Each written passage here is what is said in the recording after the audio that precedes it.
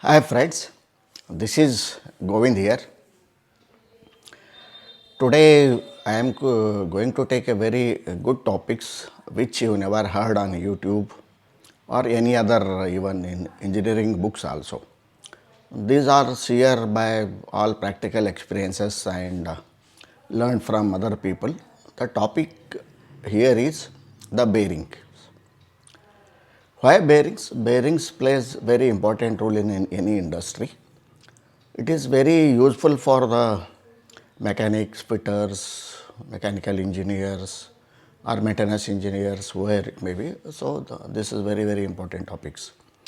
Why? Because what happens practically when sometimes you find when we open a motor, so the bearing we find in pieces. So, it is very difficult to find out the number. So, in such scenarios, what to do and how to find out the bearing number is a very important. So, I will tell you about the bearings. So, first types of bearings, one is ball bearing, second one is cylindrical bearings. So, in ball bearing there are 7 types, basically majorly divided into 7 topics, 7 types.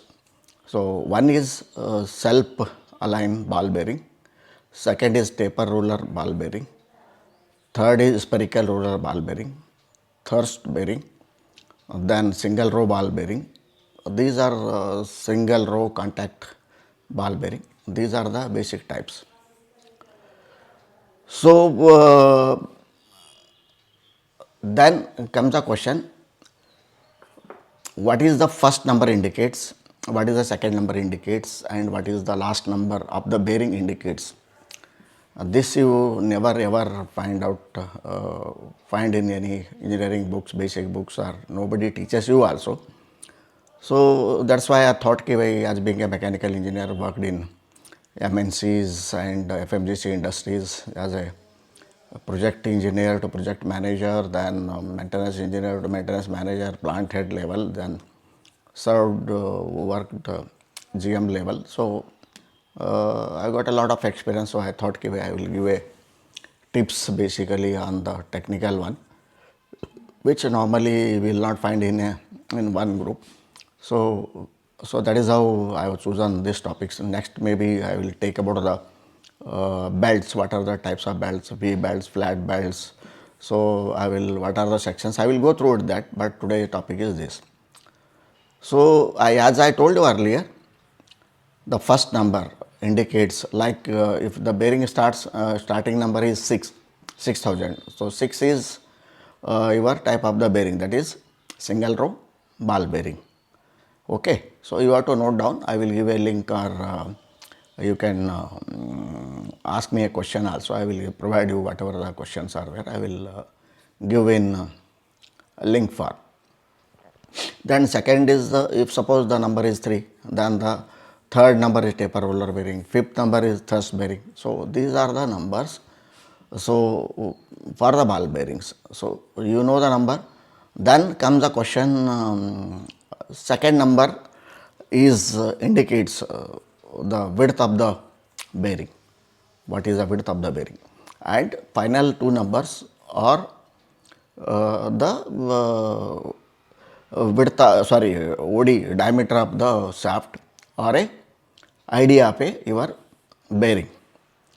So, many times bearing breaks and you are not able to find out. Then if you know the shaft ID, then the thickness of the bearing, then you can find out what is the, mostly these bearings are only ball bearings only, you can find out the number easily. So, you can buy it easily and you can fit it, this one. Suppose the number, bearing number is 6000, if I ask you. I told you that last number is the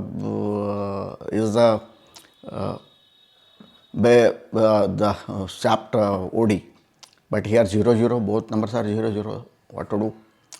So, initially for 0, it is a 10 mm, for 01 it is 12 mm, for 02 it is a 15 mm, for 03 it is a 17 mm. For 04 it is a 20 mm. Then 20 onwards means then the 4 onwards, if you multiply any number, last two number by 5, you have to multiply by 5, you will get the OD of the shaft or ID of the bearing. For example, 50 multiplied by 5, 25 mm. 60 multiplied by 5 is 30 mm. Likewise 7, if it is a 7, then it is comes by 5, 35. 50, it comes 50 means 100 mm. So likewise, these are the, easily you can get it the, what is the first number, second number and the last number. These are very, very important factors. Nobody will teaches you. So by experience only I have noted down. Still I have maintained this diary since 25 years. I have got all the details with me. And second thing, last point I want to tell about the bearing. Sometimes bearing number plus RS they write. What is the RS? RS is a rubber seal. Both sides rubber, 2 RS, single RS. So these are the rubber seal you find because dust should not enter. So many times they put a, if it is a cold bearing, means it is not high temperature bearing, then they use RS. You have to use RS. Otherwise, if temperature is high and it is churning and power is, so in that scenario you cannot use this bearing.